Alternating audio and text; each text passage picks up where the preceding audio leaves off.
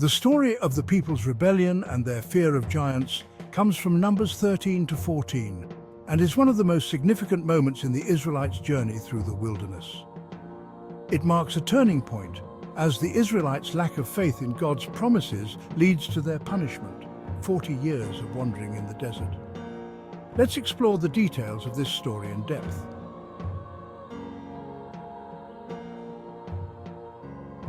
Context: God's promise and the sending of the spies. After their exodus from Egypt, the Israelites had been traveling through the wilderness toward the promised land, the land of Canaan, which God had promised to give them. When they reached the outskirts of Canaan, at a place called Kadesh in the desert of Paran, God instructs Moses to send men to explore the land. These men would serve as spies to scout the land and bring back a report to the people. Moses chooses one leader from each of the 12 tribes of Israel, making a total of 12 spies. Among them are Joshua from the tribe of Ephraim and Caleb from the tribe of Judah. The spies are tasked with observing the land, its people, cities, agriculture, and overall conditions. Moses specifically asked them to bring back some of the fruit from the land to show how fertile it is.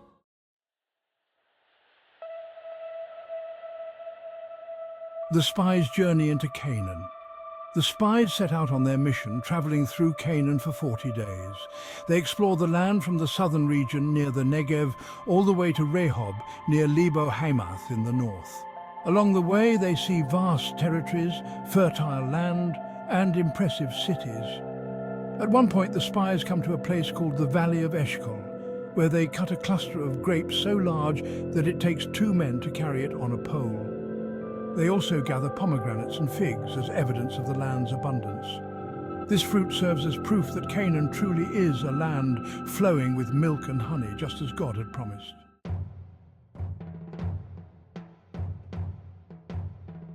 The spies report. After 40 days, the spies return to the Israelite camp at Kadesh, where the entire community is eagerly waiting to hear the report. The spies begin by showing the fruit they brought back and confirming that the land is indeed rich and fertile. They tell Moses and the people, "We went into the land to which you sent us, and it does flow with milk and honey. Here is its fruit." However, the tone of the report quickly changes as the spies begin to describe the inhabitants of the land. They say, "But the people who live there are powerful, and the cities are fortified and very large. We even saw descendants of Anak there." The mention of the descendants of Anak is significant because the Anakites were known as giants, a race of people of great size and strength. The spies go on to describe other people groups they saw, including the Amalekites in the Negev, the Hittites, Jebusites and Amorites in the hill country, and the Canaanites living near the sea and along the Jordan River.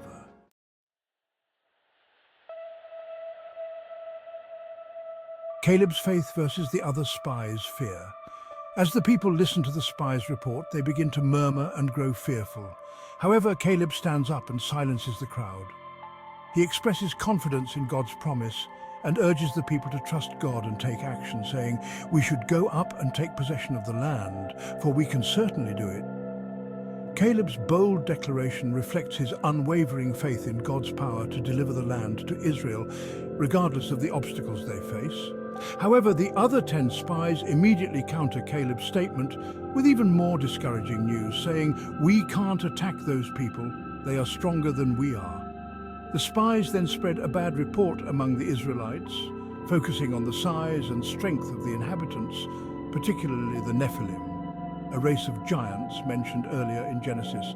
They say, "The land we explored devours those living in it. All the people we saw there are of great size. We saw the Nephilim there. We seemed like grasshoppers in our own eyes, and we looked the same to them."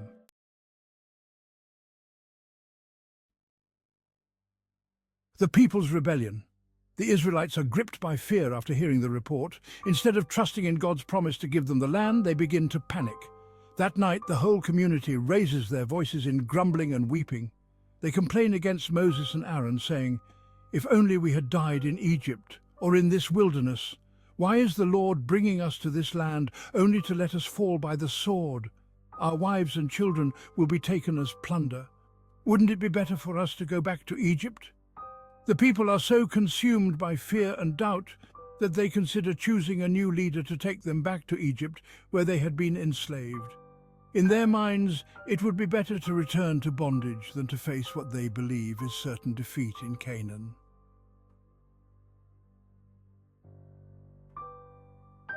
In response to the people's rebellion, Moses and Aaron fall face down before the whole assembly, a sign of deep distress and intercession.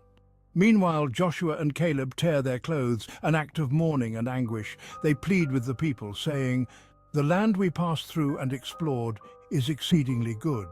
If the Lord is pleased with us, he will lead us into that land, a land flowing with milk and honey, and will give it to us. Only do not rebel against the Lord. And do not be afraid of the people of the land, because we will devour them. Their protection is gone, but the Lord is with us. Do not be afraid of them." Despite their passionate plea, the people are not swayed. In fact, the crowd becomes so angry that they talk of stoning Joshua and Caleb.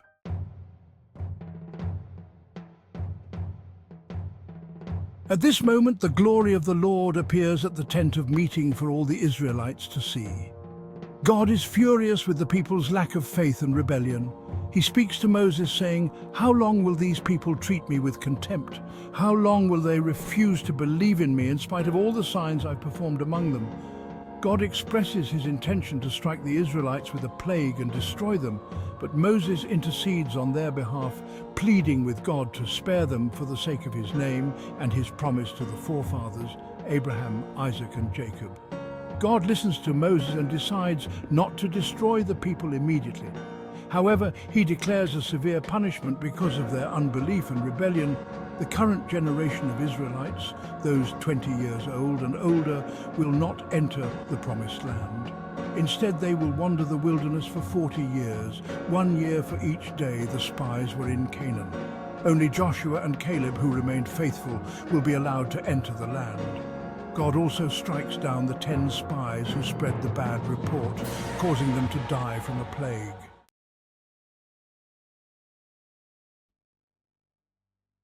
When the Israelites hear God's judgment, they are filled with regret and decide to go up and take the land after all, thinking they can reverse the outcome. Moses warns them that God is no longer with them and that their efforts will fail, but they refuse to listen. They go to battle against the Amalekites and Canaanites, but without God's protection they are soundly defeated.